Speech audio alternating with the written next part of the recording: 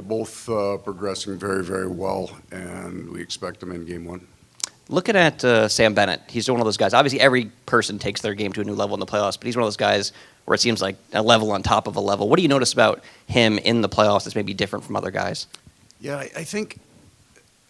I feel he plays with that intensity all year, so that when he gets to the playoffs, it's nothing new for him. He can just drive that way. For a lot of players, there's a major adjustment to the game that's played and how that affects their own game. It just doesn't affect Sam because he kind of plays that game all year. Now, the hitting ramps up in playoffs, so every check gets finished. You just couldn't do it for 82, right? But he is training all year long to play the game the way he plays it in the regular season, and then he can make that next level maybe just on emotion, but he plays pretty close to flat out every day. Hi, Paul. When did you feel Duke, after his long comeback from the Achilles thing, got back to his game, and how would you assess his adjustment? Yeah, so he had a funny tour here because he came off that long injury, and his first 5 games were fantastic, but he didn't score. I mean, he had a whole bunch of chances, and then he got sick twice. And I think that really set him back, and it wasn't until the last week of the season before I thought he got back to it, and then he's just kind of built. The other part was Barkov got sick before the Boston series, so it's difficult to really, the centerman drives the line in so many ways. So as Barkov has kind of gotten stronger and stronger as we've gone, I think Anthony has as well. Assuming that you're not obsessing over this 24/7, how do you and the coaches try to get some mental break as you wait for Saturday? Because there's only so much you can think about. We try to keep on the same kind of sequence as the players do, so our practice days now are pretty wired. We went pretty good here today, and they moved, and there's that intensity. And then on the off days, you kind of bring it down a little bit, but we're busier now than we have been at any point in the playoffs because we're prepping for 2 teams. So you put an awful lot of time into video, not so much showing it to the players, dialing it right down to only the very most important things. We felt we had a good kind of system because we had one day between Boston and Toronto, and they're quite a bit different style of game. But now there's just 2 teams we got to work on, so we're pretty busy. Hey, Paul. Just 2 quick ones for you. First, just on Alex Lyon. Obviously, he played a huge role getting you guys to where you are now. Just the role of the backup goalie in the playoffs, obviously not easy because you have to be ready in the middle of a 4th overtime. Just in terms of what he's done for you guys on and off the ice. Yeah, it's been so important for us.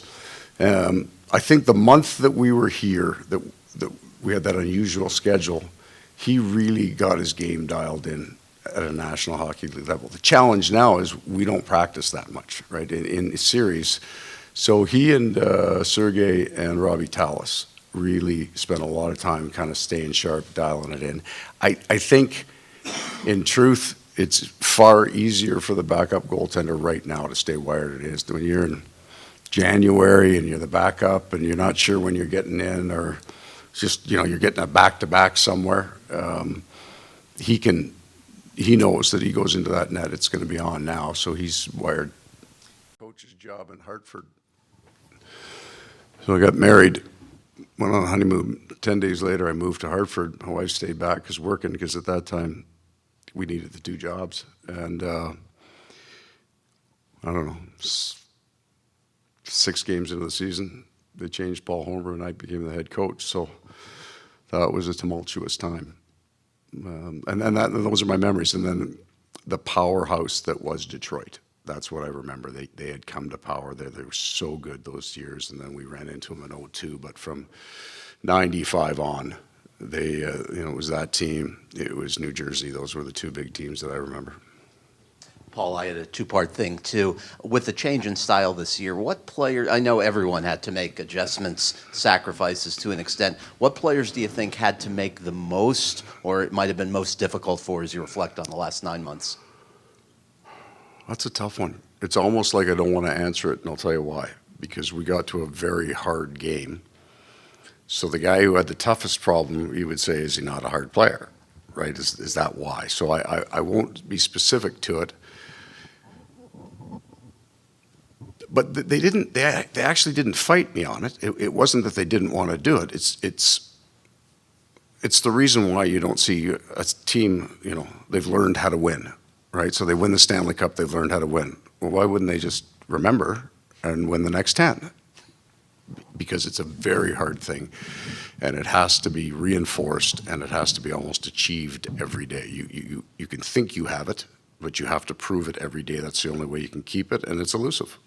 And now that the world knows this team can play the style with success, is there a candid moment you can admit now, if there was ever one, where you and Bill wondered, do we have the personnel entirely to play this system? Obviously, we have pieces who can, but do we have the exact team we need to play this style? Was that a conversation you and Bill ever had?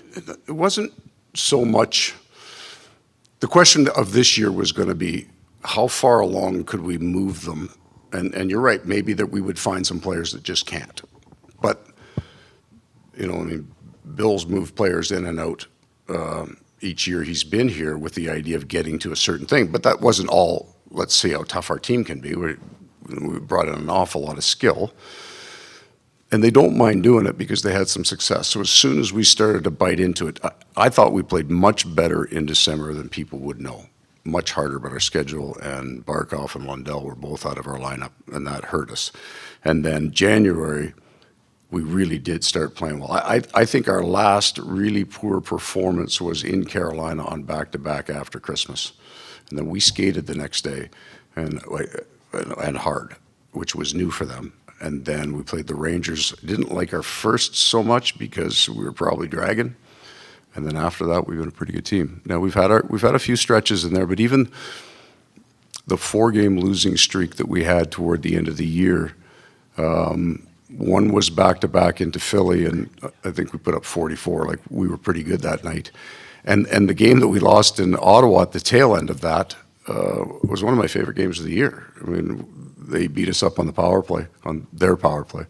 But 5-on-5, I loved our game. So from that time on, I think from the Carolina game on, we've been a pretty good team.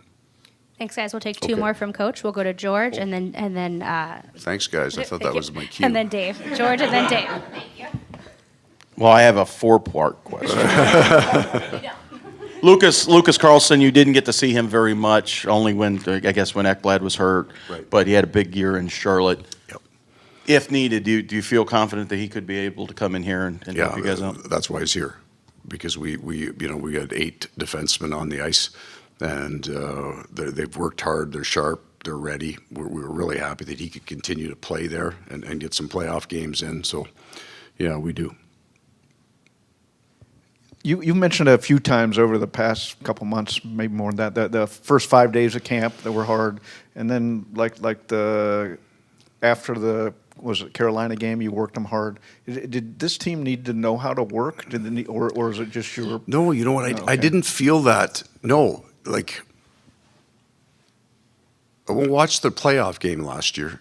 They worked hard, and the year prior to that, I thought they were really, really good from a 5-on-5 standpoint. I thought they were better than Tampa 5-on-5 2 years ago, but Tampa's power play was lights out.